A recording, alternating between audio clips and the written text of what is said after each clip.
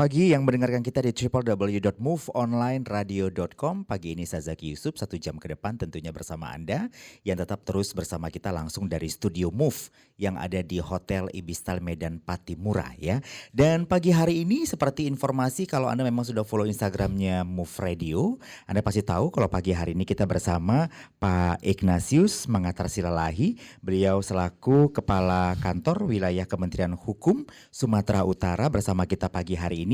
Kita akan coba berbicara tentang layanan publik apa saja yang ada di kantor wilayah Kementerian Hukum Sumatera Utara. Kita sapa dulu Pak Igna. Selamat pagi Pak Igna. Selamat pagi Bapak, selamat pagi para audiens yang saya hormati. Oke, Bapak, kita ini pertemuan kedua kali ya Pak ya? Ya Pak. Kita sempat ketemu juga di beberapa sesi sebelumnya di radio juga ya Pak Igna ya. Pak Igna, pagi hari ini kita berbicara tentang layanan publik kantor Kementerian Hukum. Mungkin akan lebih layak mungkin pendengar kita Pak Igna memperkenalkan diri dulu mungkin ya Pak Igna ya. Seperti apa kantor wilayah Kementerian Hukum yang ada di Provinsi Sumatera Utara saat ini Pak Igna.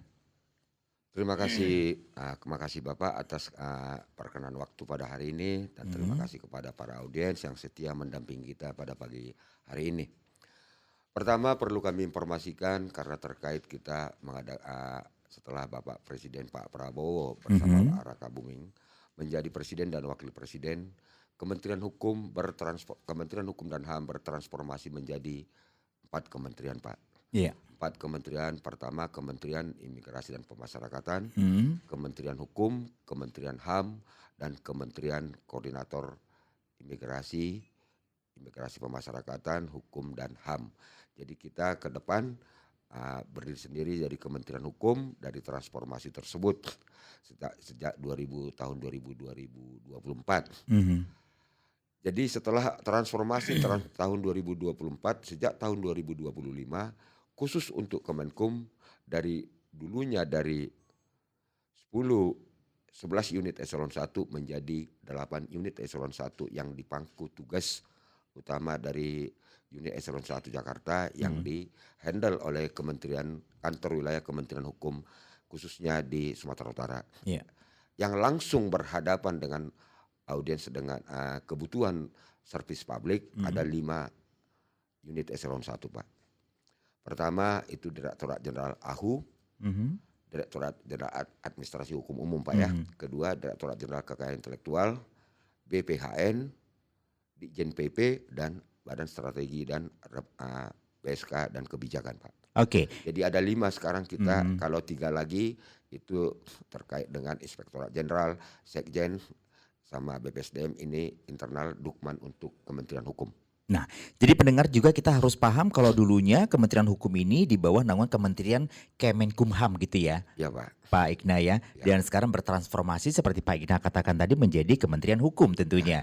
Dan terpecah menjadi 4 kementerian begitu ya Pak ya. Baik, kalau tadi Pak Igna sempat menyebutkan berbicara masalah Astacita Pak Presiden Prabowo dan juga Wakil Presiden. Nah, poin mana saja sebenarnya masuk dalam program Astacita dari Kementerian Hukum selaras dengan Astacitanya Pak Presiden sendiri Pak Igna?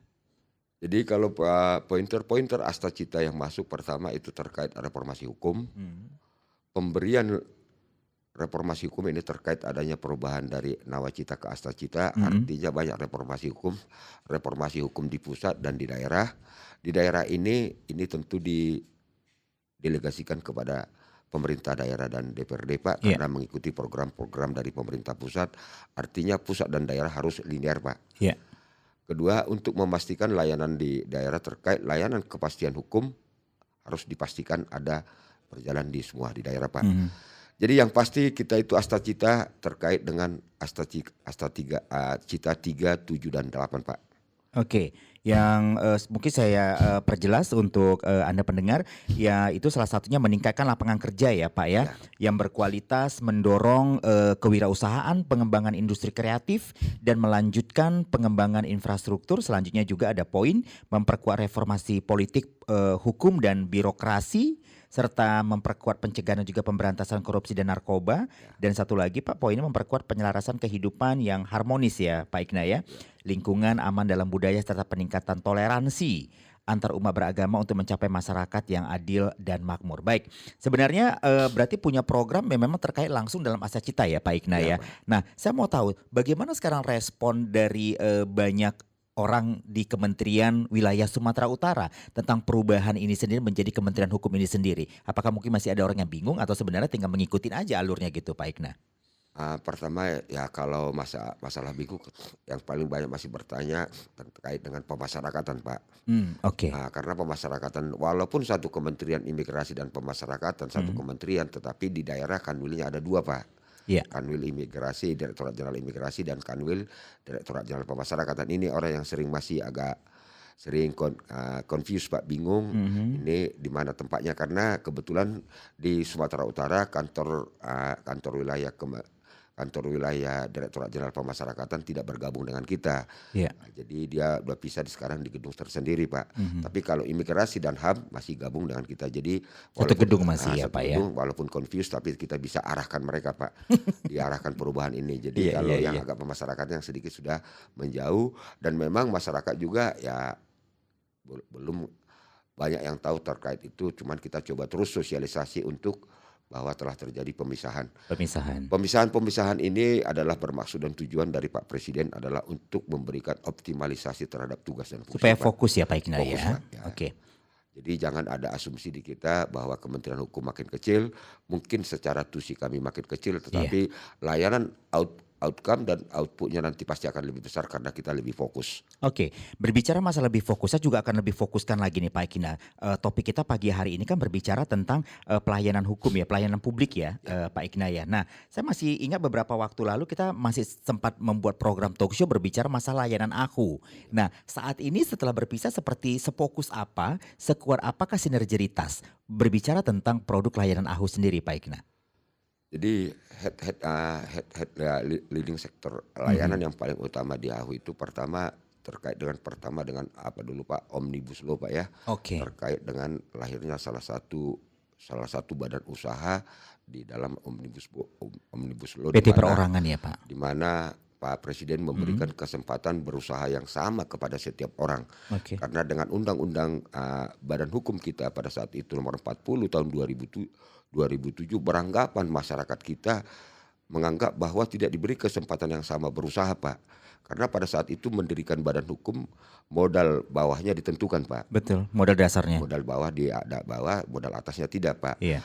Lahirlah sebuah namanya seperti yang Bapak sampaikan tadi, PT Perseorangan, Pak. Mhm. Yang modal bawahnya tidak ditentukan, Pak. Oke. Modal atasnya yang ditentukan sebesar 5M. Iya. Kalau dia setelah modal atasnya 5M, dia harus beralih menjadi badan hukum, Pak. Oke, saya ingat program PT Perorangan itu memang gencar sekali disosialisasikan pada masa Covid, Pak Ikna, 2021 ya Pak Ikna ya. Setelah keluarnya Omnibus Law, Setelah Pak, keluarnya ya. Omnibus Karena Law, memang dasar hukumnya PT Perseorangan itu dari Omnibus Law, Pak. dan cukup banyak reaksi dari masyarakat akhirnya mengurus gitu Pak Ikna, Ya, Pak. karena kemudahannya hanya membayar 50.000 biaya saja. 50.000 Ya. saja. Nah saat ini seperti apa? Apakah semakin diperkuat atau semakin banyak juga orang lain akhirnya kembali mengurus dengan program seperti itu, PT Perorangan ini sendiri Pak Ikna? Terima kasih, Pak, ya. Jadi sebenarnya harapan besar dari Kementerian Hukum kita bicara apa adanya saja, Pak, ya. Mhm. Sebenarnya dalam dunia usaha yang dikenal dalam dunia modern, Pak, Iya. itu UMKM tidak dikenal dalam dunia investasi, Pak. Itu karena Betul. suatu kebijakan dari pemerintah untuk memfasilitasi pergerakan majunya usaha di Indonesia, Pak. Tetapi dalam perkembangannya UMKM lah yang diharapkan pindah, Pak. Mhm. Setelah mandiri UMKM untuk menuju berusaha sendiri dengan konsep kan seperti yang saya bilang tadi, Pak, PT Perseroan Perorangan itu tidak membutuhkan banyak SDM, Pak. Bisa satu direktur, Iya bisa iya satu iya. manajernya, Lebih simpel dia. lebih simpel, Pak. Dan kedua itu keuntungannya modalnya tidak bersatu dengan modal pribadi, Pak. Pribadi. Artinya ketika mengalami permasalahan hukum pun tidak terbawa harta Aset pribadinya pribadi tidak terikut. menjadi masalah dalam perseroan perorangan. Betul. Kalau di Medan sendiri, Pak, di Sumatera Utara ini kebetulan, Pak, lumayan juga banyak jumlahnya, Pak. Tapi harapan kami yang paling besar itu, Pak, ketika setelah UMKM mandiri pindahlah menjadi perseroan perorangan, Pak. Oke, masalahnya tergerak nggak sih Pak Igna orang untuk berpindah atau bermigrasi menjadi PT Perorangan ini sendiri Pak Igna? Berdasarkan data dari Kementerian Hukum Sumatera Utara. Ini pergerakannya ada Pak, tetapi memang tidak terlalu Signifikan ya? signifikan Pak. Iya. Tetapi angka-angka menunjukkan pergerakan untuk menuju seperti itu Pak. Mhm. Tapi memang yang sering menjadi permasalahan selalu sumber modal Pak ya. Oke. Sumber modal ini makanya disampaikan Pak, sebenarnya ketika kita mendirikan badan usaha seperti perseroan perorangan, Mhm. tentu ada aset yang harus kita miliki. Artinya tidak aset seperti anggaran dana, tidak Pak. Iya. Tetapi banyak masih pelaku usaha kita ini, setiap badan usaha kan akan menghasilkan suatu produk Pak, Betul. barang atau jasa. Iya. Tetapi ketika dia memproduk barang dan jasa, erat kaitannya dengan elemen-elemen lain yang juga merupakan layanan Kementerian Hukum. Iya. Pertama, kekayaan intelektual. Mhm. Ketika kekayaan intelektual kan produknya ada dua Pak, barang dan jasa Iya. juga. Yang Jadi dihasilkan. inilah yang diharapkan sebenarnya Pak, setelah UMKM ini juga konteksnya sama dengan merek dan kekayaan intelektual Pak. Inilah yang diharapkan setelah memiliki suatu produk yang sudah balance, bisa launching di masyarakat, inilah yang bergerak Pak. Oke. Artinya subsidi pemerintah tidak terlalu besar, tetapi juga harus disokong oleh kemampuan pribadi dari setiap pelaku usaha itu Pak. Oke, ini menarik Pak Igna. Pak Igna sudah singgung masalah kekayaan intelektual, tapi di segmen kedua Ya, Pak. kita nanti akan berpindah dari administrasi hukum umum tadi berbicara masalah PT perorangan tadi, kita akan berpindah nanti di segmen kedua berbicara masalah kekayaan intelektual ya Pak Igna ya. Baik, untuk Anda masih bersama kami tetap di program obrolan pagi di www.moveonlineradio.com. Kita kembali sesaat lagi.